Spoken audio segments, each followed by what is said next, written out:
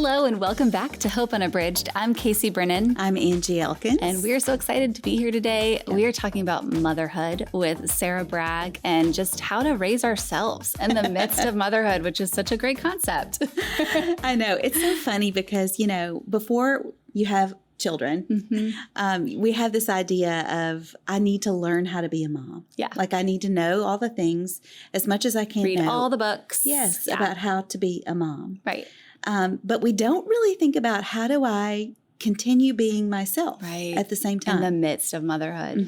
It's so easy to lose yourself. I mean, I definitely lost myself. It's for sure. It's so easy. And, my oldest is almost 21 now. And I look back on those early days and I think, who was I? I don't know now. And I didn't know then who I was. It's like I've come into such a different place in my life, but it's hard to see when you're in the middle of it. Yeah. So I love Sarah is putting words to that. She's gone through this journey of motherhood. She's still in the journey for sure. But realizing that she's been learning about herself and growing as just a human. Yes. In the middle of it. So I'm excited to talk more about that with her. Sarah Bragg is a popular podcast host, communicator, and author. You can find her hosting her podcast, Surviving Sarah. She is also the author of A Mother's Guide to Raising Herself, What Parenting Taught Me About Life, Faith, and Myself. She's also a wife, mother of girls, and a creative entrepreneur. Welcome, Sarah. We are so excited to have you here. I'm so happy to hang out with you guys. Yeah, we're happy to hang out with you. Yeah. We both, we're all mothers and can totally relate to this book so much. And one of the things that you talk a lot about is just how our kids are our biggest teachers. So when did you kind of come around to that realization of our kids are our biggest teachers? All right. So when did I stop resisting the struggle? Maybe, but I don't know. I was this year's old when that happened. Right. Gosh, I just felt like motherhood was such a, getting pushed into the deep end of the pool and not knowing how to swim. And so I feel like though so much of it was happening where I started putting it together that I was actually raising myself more than raising them. Raising them. I remember reading a statistic that talked about how in the 50s and the 60s and, beyond earlier than that, it was like raising kids was like, were they fed? Were they clothed? And now it feels like, are they emotionally prepared for the future? It's like, oh my gosh. All the activities. Yes. And so I feel like my girls, once they got into that, I don't know, maybe it was that early elementary where it really started to click that, oh, this is more about me than them. What's happening is more about what I need to work on and what is needing to take shape in me. And we see this all the time, that things that are hard are often catalyst for growth. It just so happens that raising kids has been my biggest hardest catalyst. Yeah. Yes. Yeah. Oh yeah. And I think half of our time is spent managing our own emotions, rather than trying to discipline or parent. It's really what's going on inside of me first. That's been my biggest lesson throughout my parenting journey. But and I think that, I just went for a walk with a young mom yesterday and we were talking that very thing. She's like, why, feel so angry? I'm like, I know, me too. And I was like, but I wish that earlier I had figured out to get curious about myself, like what you're talking about, that I would have gone, well, what is it? Why am I actually so angry right now? It's not that I've asked them 7 times, I demand your respect. Yeah. It really was, I started piecing together, oh, I don't like feeling ignored because that makes me feel unloved. That makes me feel like I don't matter here when you ignore me. And so, or if we're rushing out to get to the door and they're running late, it's that I don't like to be late because I'm afraid that I'm going to make someone else ruin their schedule and all these things. Really, it's not about those kids. It's me needing to get curious and go, oh, what's going on here? What do I need to work on? That sort of thing. Yes, exactly. So hot take. You say that motherhood is not a calling, but a relationship. And I think that is really contrary to a lot of things that we hear these days, that motherhood is our highest calling, in fact. Yeah. So how do you push back against that? I feel like that statement has such a breeding ground for shame to add put so much weight on motherhood. When you think about some of us have, as women, never even have the opportunity to become mothers. So then we go, well, did they miss out on the highest calling that they could have had? Yeah. And really putting all this pressure on, well, if it's your highest calling, then did those kids turn out okay? Like, how'd you do with your calling? Yeah, I don't think you did well with that. And so I really felt like it just was adding all of this pressure. And truly at the kind of the core of it is trying to add value, and it's showing that motherhood is valuable and what you do as a mom is so valuable, but we're putting a lot of pressure on it. And at the same time, excluding a lot of women who motherhood is not in the cards for them, whether they chose it or not. That's not part of their story. And I think we need to start changing and rethinking the language that we're using, that it is a relationship and it's valuable and what you do matters, but it doesn't have to be the highest calling that you've ever had. That's good. I think that is a great way to just kind of examine and I don't know, reconstruct the way that we are feeling about, or just the things that we've been taught, the things that we've been taught and things that we hear that sound right. Let's just stop and examine that statement for a minute and decide, is that actually what God intended with that, about motherhood? But I love that you say it is important, because relationships are important, right? Yeah. Right. So good. So good. Yes. Yes. Because we want to know that what we're doing matters, at the end of the day, whether, because let's be honest, like in those little years, and you're changing diapers and, cleaning up messes and you're going, does this matter? Like, oh my goodness. But, the relationship matters. And when we put the emphasis on the relationship versus this calling, this large sense of purpose about it, I think it changes even the motivation of why you do it. I was at a friend's house one time. This just popped into my head as you were talking. This is when our kids were really little, and we were wearing like 2-day-old clothes and dirty hair and changing diapers and stuff spilled on us. Just gross. And she was changing a diaper, and she just out of the blue looked at me and said, "I have a master's degree. Did you know that?" And I think that we do there is that sense, especially in those early years when you're just, doing everything you can to keep the people alive, that you do feel like, how does this even matter? Right. And you kind of lose that sense of, I prepared and invested in myself to be somebody, and now I'm changing diapers. Which isn't a bad thing, but it's a valuable thing. Also, you are this and like that, you can completely lose yourself in it. There was a girl in college, and I remember, I think I shared this story with you, when like my first bachelor, first class. And we were all kind of going around like, what are we there for? What are we looking forward to? What's our calling? What do we want to do? And she's like, I'm just here to meet my husband and have babies. Like that was like her call. Like that's her calling. And we were all like, okay, I don't resonate with that, but that's wonderful for you.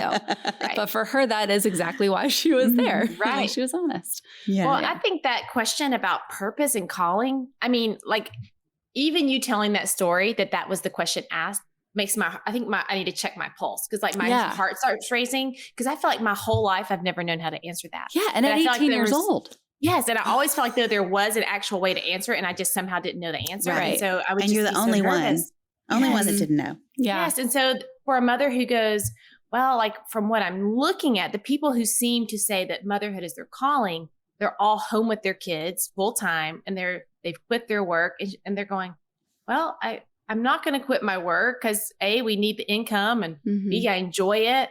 And so we start to go, oh, well, and I guess, what does that mean for me? And so that's where I just go, oh man, that question of calling and purpose can just add so much pressure. And so when we're putting it on people, on these relationships we have, I just think it's kind of dangerous. It is. Absolutely. And speaking of pressure, one of the things that you mentioned in here is just like when you become a mother, like the need to compete almost. It's like an immediate need, which I'm a competitive person by nature, but even the ones that are not competitive, all of a sudden are like, are you cloth diapering?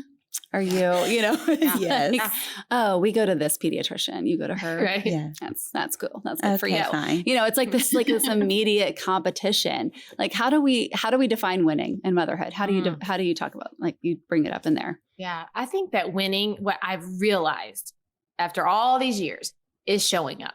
Mm-hmm. Like, winning is, I faced a hard day and I felt like, maybe I didn't do many things right, or maybe I didn't complete all the things I wanted to complete. Maybe, my kid literally, we're raising middle schoolers right now. So if y'all just want to, raise your hands for me, great. She goes to bed angry at me, most nights because I haven't done something. And, and we can go, like, I'm not winning anything, like not figuring it out. I'm not getting stuff done. And my kid is mad at me, but I'm going to show up tomorrow. Mm-hmm. And I'm just going to, and that to me, I feel like is winning when we're showing up and we're trying to be present. We're trying to do the best that we can. And when we have that mentality, that's winning. We don't have to be perfect. We don't have to win at this in the, normal way that we've done everything else in life. That there's this ladder that we're climbing, or there's these boxes that you can check off. It just doesn't quite add up the same way with motherhood. Yeah. It's interesting. I remember when I first became a mom with my oldest, who's almost 21 now. But, there are these kind of cultural standards that we put on ourselves. Like, okay, the first right thing I can do for my child is this, and then this, and then this. Well, of course, we all know nursing is the very first standard, right? And so, or even childbirth. Yeah, childbirth. Oh, yeah. Right. Natural or yes. And so I remember I struggled with nursing. It was a very difficult thing for me. And I felt such just failure around it because I thought, this is the first best thing I can do for my son, and I can't even do it, Yeah. And I remember I was at church with him, and he was just several weeks old. I was at church. I got on the elevator. He was in his little stroller, and our pastor's wife got on the elevator with me, and she said, "How's the nursing going?" I mean, Good. and I just went, "Not good. It's it's not good. I can't do it. It's horrible. It's not working. I'm seeing a lactation consultant, like doing all the things I was supposed to do." And she, of course, probably 20 years older than me, maybe even more. She had raised 4 boys, all adults. And she said, "Honey, I didn't nurse any of my boys." And at that moment, I had this thought enter my mind. It was this thought: "You're a good mom." And it was like I had not realized I was connecting being a good mom to doing something that society had really told me was what was best for my child.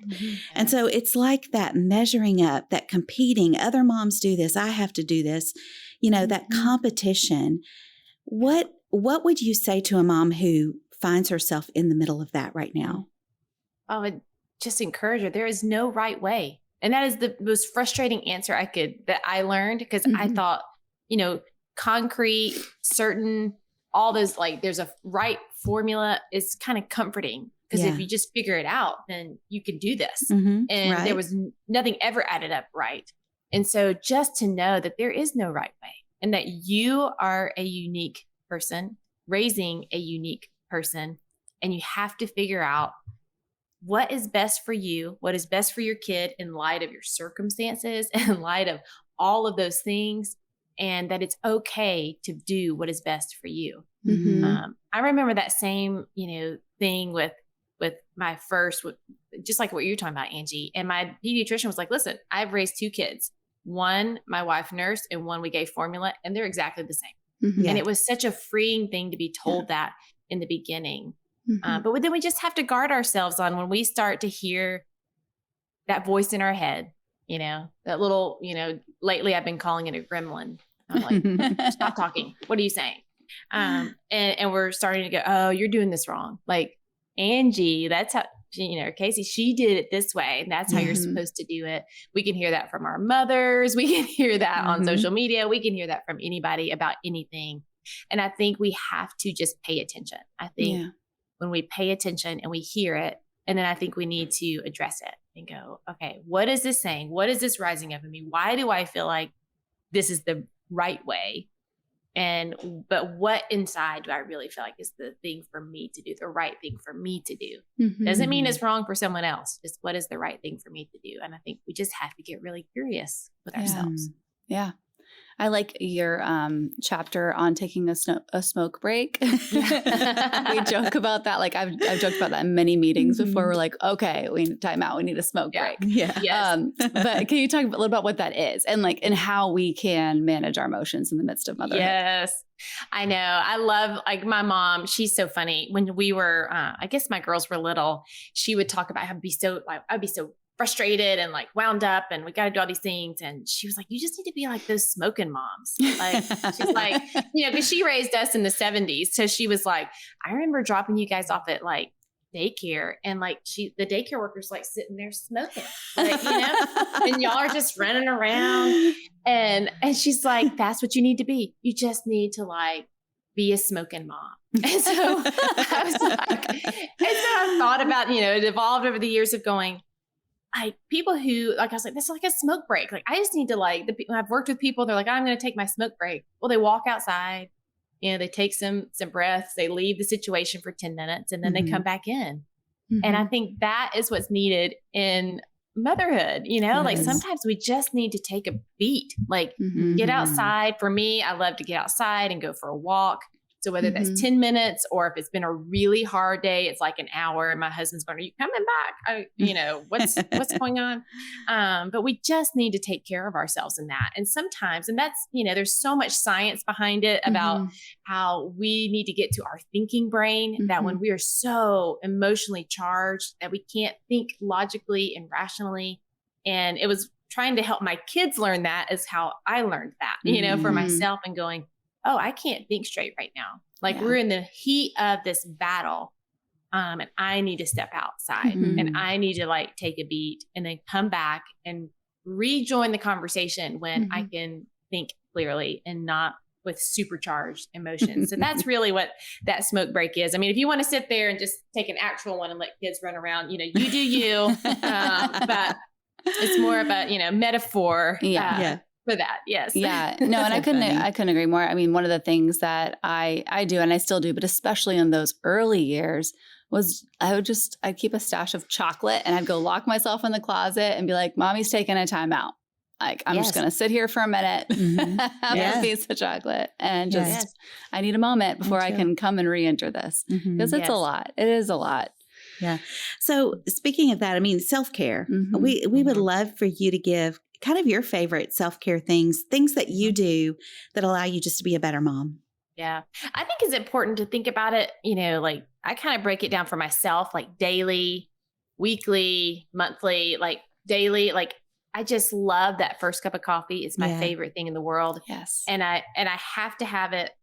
It's the best quiet. Part of waking up. That's right. Folgers in your cup. So like if I can get up a few minutes early, like I'm not even talking like 30 minutes before people arrive on the scene, but just a little bit to enjoy that first cup of coffee. Like that to me is self-care.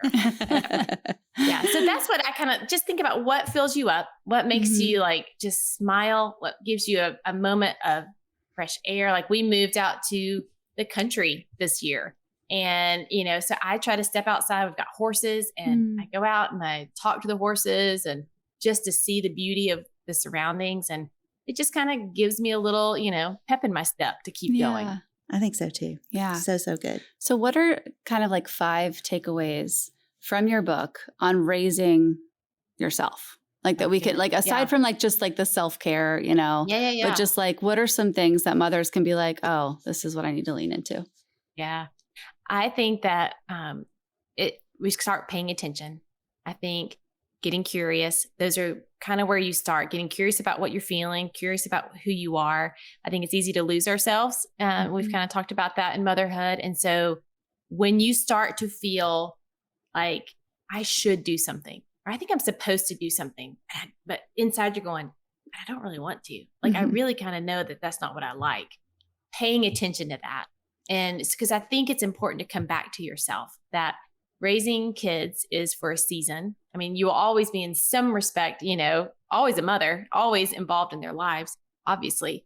But I would think the takeaway is to go, find yourself in this, come back to yourself. Because I think a lot of us get to, whether it's midlife or our kids get a little bit older, and then we go, gosh, who am I? Like, where did I become? Because we just, again, you're just surviving. You're just in the Hunger Games of like parenting and just trying to like make it to the next day a lot of times. And so I would just say, like, start there. Like, don't forget who you are. And if you don't know who you are, start figuring it out. You know, we all go through seasons where it's just cyclical, and we come back and we start asking those same questions. Who am I? What do I like? Where do I belong? All of those big questions. And so pay some attention and go, who am I in the midst of this? And be brave enough to show up as you are with your kids, with your family. That was a hard thing, because I think I kept playing a role. Like, well, I think this is the kind of way you're supposed to be. This is what a mother should look like, or, you know, and then going, but this is kind of who I've always been. Can't I just be me in front of my kids? And so kind of putting forth some effort into that. And I think that's one of the biggest takeaways, is just going, okay, let me figure out who I am in the midst of this. And I've probably changed some in the last 10 years before. And that's good, because, you know, I hope I change more in the next 10 years, you know, that I grow and evolve and change. But figuring out who you are and then really wrestling with some of the things that you find yourself that you want for your kids. Maybe it's different for me than what it will be for you, but maybe writing down some of the things that you want for your kids and then kind of turning it inward and going, do I have that for myself? Like, if I want my kids to know that they are loved no matter what, do I feel loved no matter what? Yeah. Do I believe that there's some sort of prerequisite that I need to check off in order to be loved? Right. And if I think that, then I go, ooh, then let's spend some time there, and let's do a little bit of work there.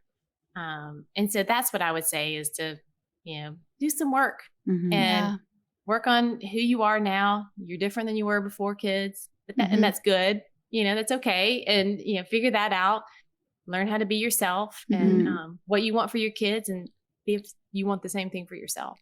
Yeah. I think that's great. I love the idea of just asking yourself, what do I want for my kids, and writing them down, you know, anything from, I want them to go to a great school, to I want them to be a kind person, you know, all of it. Yes. I think that's great. And then I think that we often as parents think about where we lack and think, I want better for my kids. But to actually stop and think, how about better for me? I mean, it doesn't have to be this way. Yeah, it's been this way up to this point. But I have agency over my life. You know, I can start today and start making changes that lead me to a place to where I want to be as well. So I love that challenge. It's awesome. I do too. I'm going to go do it. I'm going to write it all down. I know. I love it too. Oh, well, this has been an awesome conversation. Like, I feel like it's such an important one to just remind ourselves that we have to raise ourselves as well as our kids and to not forget that. And I mean, I feel like I'm still in the throes of motherhood in the very like baby years. And, you know, some things that have broken me wide open to just not just motherhood, but just life in general. And I am not the same person that I was 8 years ago when I became a mom. Like, I am not. And I'm so grateful I'm not. I'm a much better formed version of myself. And I only hope to improve from here. But I appreciate you writing this book. And thank you for being here. Our show is called Hope Unabridged. And so one of the final questions that we ask everyone is, where are you finding hope these days? Where am I finding hope? I know this is funny. I feel like there's so much negativity around us. It's really easy to find all the hard, all the bad. And the first thing that comes to mind when you ask that is just following some people that, like the Upworthy account, you know what I mean? Like on Instagram and the good people, what is it? Good people movement, where you're seeing the good in humanity. Cause I think sometimes it's easy to go, oh gosh, we are just all doomed as a species. What's going on? But we flew to Austin last weekend, and on the way home, we were in the Atlanta airport, and there was a lady that, I mean, she had to have been like 85, maybe close to 90. And someone dropped her off on, like, you know, the plane train, and she could barely walk, and they're like, hug her, bye. And I was you know, the whole time I'm watching going, are you going to be okay? Like, the mother in me is coming out, and I'm like, for this like 90-year-old.